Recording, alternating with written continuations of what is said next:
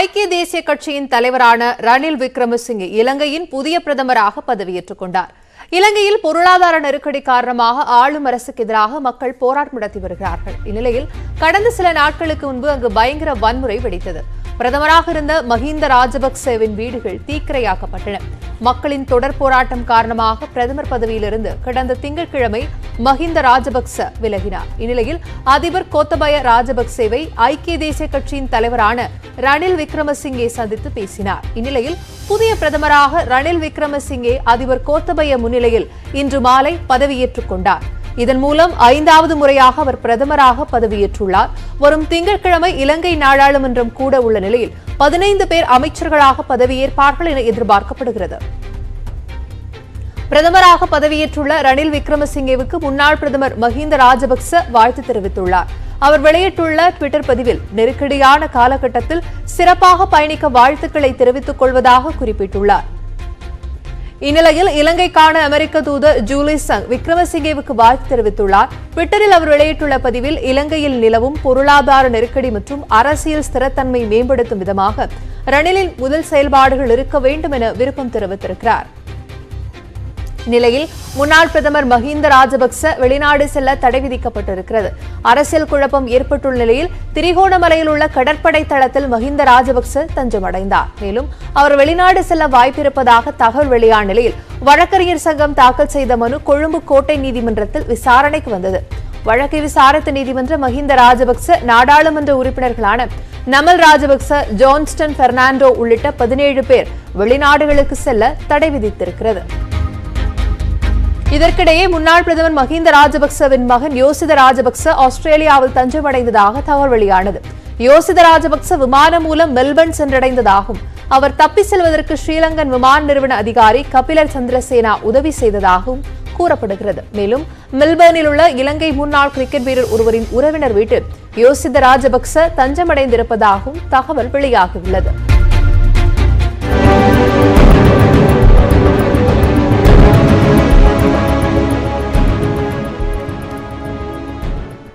Delta மாவட்டங்களில் விவசாயத்தை பாதிக்கும் எந்த ஆலைக்கும் தமிழக அரசு அனுமதி அளிக்காது என்று முதலமைச்சர் மு க ஸ்டாலின் உறுதிபட தெரிவித்திருக்கிறார். சென்னை தலைமைச் செயலகத்தில் முதலமைச்சர் மு க ஸ்டாலின் தலைமையில் பாதுகாக்கப்பட்ட வேளாண் மண்டல அதிகார அமைப்பின் ஆலோசனை கூட்டம் நடைபெற்றது. அதில் நீர்வளத்துறை, வேளாண் துறை, தொழில்துறை உள்ளிட்ட 11 துறைகளின் அமைச்சர்கள் மற்றும் அதிகாரிகள் பங்கேற்றனர். இந்த கூட்டத்தில் பேசிய முதலமைச்சர் காவிரி டெல்டா மாவட்டங்களில் 80 கோடி ரூபாய் செலவில் தூர்வாரும் பணிகள் நடைபெற்று வருவதாக தெரிவித்தார். காவிரி வேளாண் மண்டலத்தை தொடர்ந்து மேம்படுத்த அரசு நடவடிக்கை எடுத்து வருவதாகவும் வளமான தமிழகத்தை உருவாக்க வேளாண்மையை பாதுகாக்க வேண்டியது அவசியம் என்றும் கூறினார். காவிரி டெல்டா பகுதிக்கு நீண்ட கால திட்டங்களை வகுக்க ஆலோசனைகளை வழங்க வேண்டும் என்றும் அவர் கேட்டுக்கொண்டார். மேலும் கர்நாடகாவிலிருந்து காவிரி நீரை பெற சட்ட ரீதியாகவும் அரசியல் ரீதியாகவும் தொடர்ந்து போராடி வருவதாகவும் முதலமைச்சர் தெரிவித்தார். காவிரி டெல்டா பகுதியில் வேளாண் பணிகளுக்கு பாதிப்பு ஏற்படுத்தக்கூடிய எந்தவித தொழிற்சாலையும் இந்த அரசு அனுமதிக்காது என்பதையும் இந்த கூட்டத்தின் வாயிலாக நான் தெரிவிச்சுக்கிறேன். போக்குவரத்து ஊழியர்களுக்கு 5% ஊதிய உயர்வு வழங்க அரசு தயாராக இருப்பதாக போக்குவரத்து துறை அமைச்சர் சிவசங்கர் தெரிவித்துள்ளார். அரசு போக்குவரத்து கழக பணியாளர்களுக்கான 14வது ஊதிய ஒப்பந்த 4ஆம் கட்ட பேச்சுவார்த்தை போக்குவரத்து துறை அமைச்சர் சிவசங்கர் தலைமையில் குரோம்பேட்டையில் நடைபெற்றது. பிறகு செய்தியாளர்களிடம் பேசிய சிவசங்கர் ஊதிய உயர்வு பேச்சுவார்த்தை 3 ஆண்டுகளுக்கு முன்பே முடிந்திருக்க வேண்டியது என்றும் காலதாமதமாக நடந்து வருவதாகவும் குறிப்பிட்டார். போக்குவரத்து துறையில் பணியில் இருந்தபோதே மரணமடைந்தோரின் வாரிசுகளுக்கு 10 ஆண்டுகளாக வேலை வழங்கப்படவில்லை என குறிப்பிட்ட அமைச்சர் முதற்கட்டமாக வரும் 14ஆம் தேதி பணியாணை வழங்கப்பட உள்ளதாக தெரிவித்தார். தொழிற்சங்கங்கள் வைத்த கோரிக்கைகளில் 85 விழுக்காட்டிற்கு ஒப்புதல் ஏற்பட்டிருப்பதாகவும் ஓரிரு பிரச்சினைகளில் பேசி முடிவெடுக்கப்படும் என்றும் அமைச்சர் சிவசங்கர் தெரிவித்தார். பெண்களுக்கான ஒயிட் போர்டு பேருந்துகள் குறைக்கப்படவில்லை என்றும் அதிகரிக்கப்பட்டிருப்பதாகவும் அமைச்சர் விளக்கம் அளித்தார்.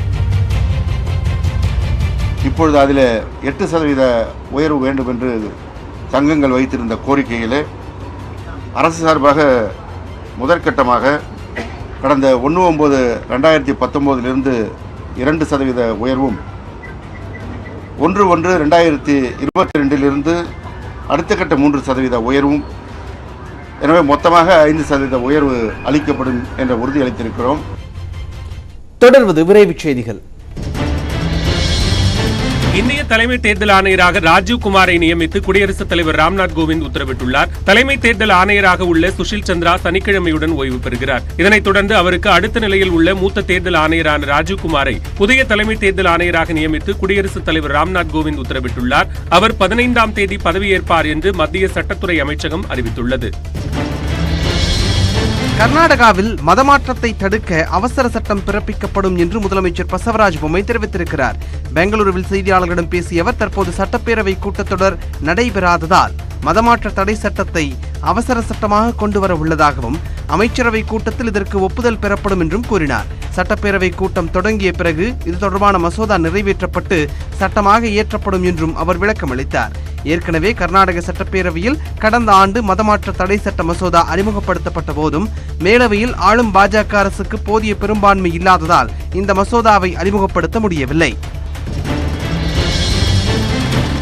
LIC பங்கு விற்பனைக்கு தடை விதிக்க உச்சநீதிமன்றம் மறுத்துள்ளது. LIC நிறுவனத்தின் பங்குகள் வரும் 17ஆம் தேதி பங்குச்சந்தையில் பட்டியலிடப்படும் என அறிவிக்கப்பட்டுள்ளது. பங்குகளை வாங்க ஏராளமானோர் விண்ணப்பித்த நிலையில் குலுக்கல் முறையில் பங்கு ஒதுக்கப்படும் என தெரிவிக்கப்பட்டுள்ளது. இந்நிலையில் LIC நிறுவனத்தின் பங்குகளை விற்க தடை விதிக்க கோரி பாலிசிதாரர்கள் உள்ளிட்டோர் வழக்கு தொடுத்தனர். இந்த வழக்கை விசாரித்த உச்சநீதிமன்றம் பங்கு விற்பனைக்கு தடை விதிக்க மறுத்துள்ளது. மேலும் 4 வாரத்திற்குள் பதிலளிக்குமாறு மத்திய அரசுக்கு உச்சநீதிமன்றம் உத்தரவிட்டது. குஜராத் நிகழ்ச்சியில் காணொலி வாயிலாக கலந்து கொண்ட பிரதமர் நரேந்திர மோடி மாணவி ஒருவரின் பதிலை கேட்டு உணர்ச்சி பெருக்கில் மௌனமாகினார். பரூர் நகரில் நடைபெற்ற முன்னேற்ற பெருவிழாவில் பார்வையற்ற மாற்றுத்திறனாளி ஒருவரிடம் பேசிய பிரதமர், உங்களின் குழந்தைகள் என்ன படிக்கிறார்கள் என்று கேட்டார். அதற்கு தனக்கு 3 மகள்கள் இருப்பதாகவும் அதில் ஒருவர் மருத்துவம் பயில விரும்புவதாக கூறினார். உடனே அருகில் இருந்த அவரின் மகளிடம் பேசிய பிரதமர் மருத்துவ கனவு குறித்து கேள்வி எழுப்பினார். அதற்கு பதிலளித்த மாணவி, பார்வை குறைபாட்டால் தனது தந்தை சந்திக்கும் இன்னலை கண்டு மருத்துவம் பயில விரும்புவதாக கூறினார். இதை கேட்ட பிரதமர் உணர்ச்சி வசப்பட்டார். अच्छा बेटा बताइए, डॉक्टर बनने का मन विचार आया? पापा की प्रॉब्लम को देखकर उससे नहीं बोला जाएगा, वो थोड़ा भावुक हो गई है. பின்னர் பேசிய பிரதமர் தங்கள் மகளின் கனவு மெய்ப்பட உதவி தேவைப்பட்டால் தான் அதை செய்வதாக உறுதியளித்தார். பட்டின பிரவேச நிகழ்ச்சிக்கு போலீஸ் பாதுகாப்பு வழங்க கோரி அரசிடம் விண்ணப்பிக்க தர்மபுரம் ஆதீனத்திற்கு சென்னை உயர்நீதிமன்றம் உத்தரவிட்டுள்ளது. பட்டின பிரவேச நிகழ்ச்சியின் போது சட்டம் ஒழுங்கு பிரச்சனை ஏற்பட வாய்ப்பிருப்பதால் காவல்துறை பாதுகாப்பு வழங்க வேண்டும் என்று பொதுநல வழக்கு தொடரப்பட்டது. அதில் சில அமைப்புகளின் நெருக்கடியால் பட்டின பிரவேச நிகழ்ச்சிக்கு தடை விதிக்கப்பட்டதாகவும் அந்த அமைப்புகளால் சட்டம் ஒழுங்கு பிரச்சனை ஏற்பட வாய்ப்புள்ளதாகவும் குறிப்பிடப்பட்டிருந்தது. அதனை விசாரித்த நீதிமன்றம் வழக்கில் தர்மபுரம் ஆதீனத்தை எதிர்மனுதாரராக சேர்த்து பட்டின பிரவேச நிகழ்ச்சிக்கு பாதுகாப்பு கோரி தமிழக அரசிடம் விண்ணப்பிக்குமாறு உத்தரவிட்டது. மனுவை பரிசீலித்து உரிய பாதுகாப்பு வழங்க மாவட்ட நிர்வாகத்திற்கு உத்தரவிட்டு வழக்கை சென்னை உயர்நீதிமன்றம் முடித்து வைத்தது. தமிழ்நாட்டின் அனைத்து கல்லூரிகளுக்கும் வரும் 14ஆம் தேதி விடுமுறை வழங்கி உயர்கல்வித்துறை உத்தரவு பிறப்பித்திருக்கிறது. தமிழகத்தில் உள்ள பல்வேறு பல்கலைக்கழகங்களின் இணைப்பு கல்லூரிகளில் MBA, MCA, ME உள்ளிட்ட படிப்புகளில் சேர்வதற்கான டான்செட் தேர்வு வரும் சனிக்கிழமை நடைபெற உள்ளது.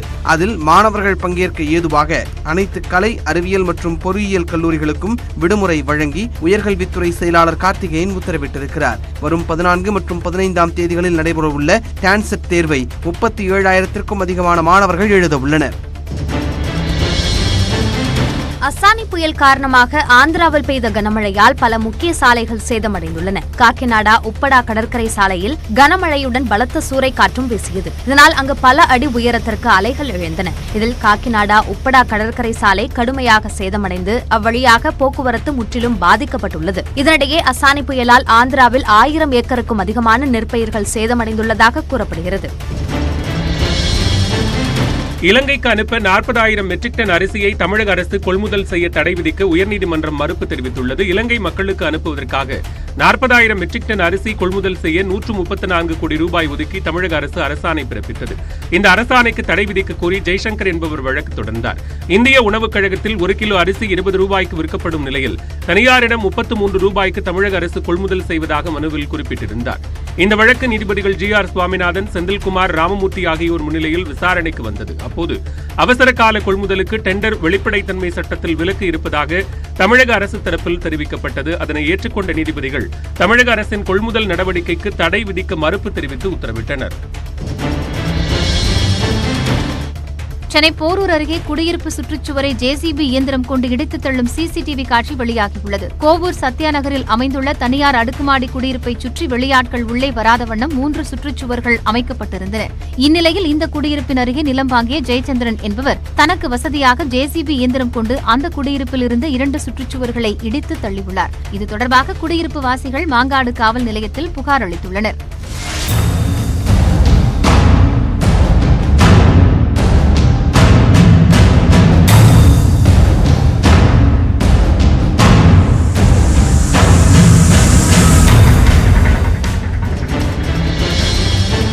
திருச்சி மாவட்டம் மணப்பாறை அருகே 17 ஆண்டுகளுக்கு பிறகு நடைபெற்ற மீன்பிடி திருவிழாவில் ஆயிரக்கணக்கானோர் போட்டி போட்டுக் கொண்டு மீன்பிடித்தனர். மொண்டிப்பட்டியில் உள்ள குளத்தில் இந்த ஆண்டு போதிய நீர் நிரம்பி இருந்ததால் கிராம மக்கள் பல்வேறு வகையான மீன்களை வாங்கி குளத்தில் விட்டனர். இதனையடுத்து குளத்தில் நீர் குறைந்ததால் இன்று காலை மீன்பிடி திருவிழா நடைபெற்றது. இதில் ஆயிரக்கணக்கான மக்கள் கலந்து கொண்டு கட்லா, விரால், குரவை, கெளுத்தி உள்ளிட்ட பல்வேறு வகையான மீன்களை மகிழ்ச்சியோடு பிடித்துச் சென்றனர்.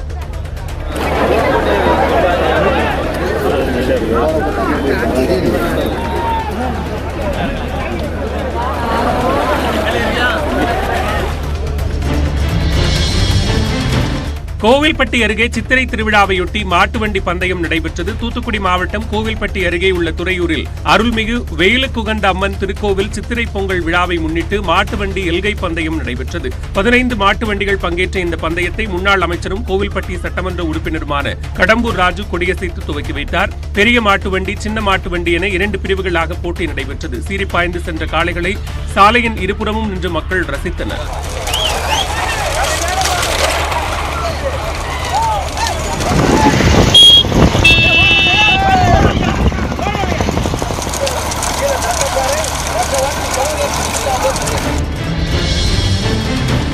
தமிழ்நாடு அரசின் அலட்சியத்தால் நூல் விலை கடுமையாக உயர்ந்துள்ளதாக எதிர்க்கட்சித் தலைவர் எடப்பாடி பழனிசாமி கண்டனம் தெரிவித்துள்ளார். இது தொடர்பான அறிக்கையில் நெசவாளர்களுக்கு தங்குதடையின்றி நூல் கிடைக்க அரசே கொள்முதல் நிலையங்களை அமைத்து நெசவாளர் சங்கங்களுக்கு நூல் வழங்குதல் உள்ளிட்ட தேர்தல் வாக்குறுதிகளை அரசு நிறைவேற்றவில்லை என சாடியுள்ளார். நூல் விலையை கட்டுப்படுத்த எந்த நடவடிக்கையும் தமிழக அரசு எடுக்கவில்லை என்றும் குற்றம் சாட்டியுள்ளார். நூல் விலையேற்றத்தை கட்டுப்படுத்த போர்க்கால நடவடிக்கைகளை எடுக்கவும், இது தொடர்பாக மத்திய அரசுக்கு தொடர்ந்து அழுத்தம் கொடுக்கவும் தமிழ்நாடு அரசுக்கு எடப்பாடி பழனிசாமி வலியுறுத்தியுள்ளார். யுக்ரைனில் ரஷ்ய படையினரால் புதைக்கப்பட்ட கன்னிவெடிகளை யுக்ரைன் படையினர் அகற்றி வெடிக்கச் செய்யும் காட்சிகள் வெளியாகியுள்ளன. யுக்ரைனில் புதைக்கப்பட்ட கன்னிவெடிகளை கண்டறியும் பணியில் பயிற்சி பெற்ற பொதுமக்களும் ஈடுபட்டு வருகின்றனர். செர்னிஹிவ் பகுதியில் அவ்வாறு கண்டறியப்பட்ட கன்னிவெடிகளை வெடிக்கச் செய்து அழிக்கும் காட்சிகளை யுக்ரைன் ராணுவம் வெளியிட்டுள்ளது.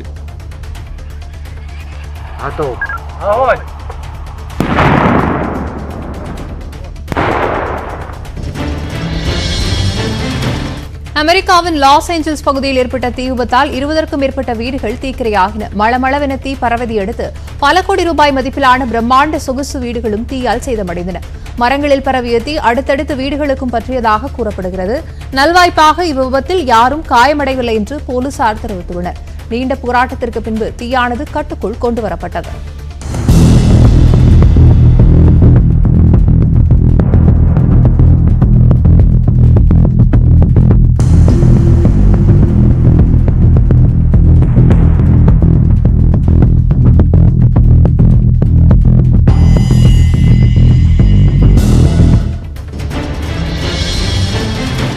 வடகொரியாவில் முதன்முறையாக ஒருவருக்கு கொரோனா தொற்று ஏற்பட்டுள்ளதை அடுத்து அதிபர் கிம் ஜாங் உன் முகக்கவசம் அணிந்து ஆலோசனை கூட்டத்தில் கலந்து கொண்டார். பியோங்யாங்கில் காய்ச்சலால் பாதிக்கப்பட்ட நோயாளிகளிடமிருந்து எடுக்கப்பட்ட மாதிரிகளில் ஒருவருக்கு கொரோனா வைரஸின் வேகமாக பரவக்கூடிய ஒமைக்ரான் மாறுபாட்டின் தொற்று இருப்பது கண்டறியப்பட்டது. இதையடுத்து உயரதிகாரிகளுடன் அவசர ஆலோசனை நடத்திய வடகொரிய அதிபர் நாட்டில் தொற்று பரவலை கட்டுப்படுத்த அவசர கால நெருக்கடியை அமல்படுத்துவதாக அறிவித்தார். குறுகிய காலத்திற்குள் கொரோனாவை அகற்றுவதே குறிக்கோள் எனவும் அவசர கால தனிமைப்படுத்துதல் மற்றும் ஊரடங்கு நடவடிக்கைகள் ஆகியவை அமல்படுத்தப்படும் என்றும் கிம் ஜாங் உன் தெரிவித்துள்ளார். கல்லூரி மாணவர்களின் மன அழுத்தத்தை குறைக்க பயிற்சி பெற்ற நாய்கள் பயன்படுத்தப்பட்டு வருகின்றன. கொரோனா பரவலுக்கு பிறகு நேரடி வகுப்புகளுக்கு செல்லும் மாணவர்கள் தொற்று நோயின் பாதிப்பு மற்றும் கடந்த 2019ஆம் ஆண்டிலிருந்து நிகழ்ந்து வரும் வன்முறைகளின் பாதிப்பால் மிகுந்த மன அழுத்தத்திற்கு உள்ளாகி இருக்கின்றனர். நேரடி வகுப்புகள் நடைபெற்ற ஒரு மாதத்தில் தொற்று நோய்க்கு முந்தைய நிலையை காட்டிலும் 22% அதிகமாக உடல் மற்றும் மன ரீதியிலான தாக்குதல்கள் நடைபெற்றுள்ளதாக தெரியவந்துள்ளது. இதையடுத்து செல்ல பிராணிகளுடன் பழக விடுவதன் மூலம் அவர்களது மன அழுத்தத்தை குறைக்க நடவடிக்கைகள் மேற்கொள்ளப்பட்டு வருகின்றன. இங்கிலாந்து டெஸ்ட் கிரிக்கெட் அணியின் புதிய பயிற்சியாளராக நியூசிலாந்து முன்னாள் வீரர் பிரெண்டன் மெக்கல்லம் பொறுப்பேற்க உள்ளதாக தகவல் வெளியாகியிருக்கிறது. தொடர் தோல்விகளால் ஜோ ரூட் கேப்டன் பதவியிலிருந்து விலகியதை அடுத்து இங்கிலாந்து அணியின் புதிய டெஸ்ட் கேப்டனாக பென் ஸ்டோக்ஸ் நியமிக்கப்பட்டுள்ளார். இந்நிலையில் டெஸ்ட் கிரிக்கெட் போட்டிக்கென தனி பயிற்சியாளராக செயல்பட பிரெண்டன் மெக்கல்லம் உடன் அந்நாட்டு கிரிக்கெட் சம்மேளனம் பேச்சுவார்த்தை நடத்தியுள்ளது. இது தொடர்பான அதிகாரப்பூர்வ அறிவிப்பு விரைவில் வெளியாகும் என எதிர்பார்க்கப்படுகிறது. மெக்கல்லம் தற்போது IPL தொடரில் கொல்கத்தா அணியில் பயிற்சியாளராக உள்ளார்.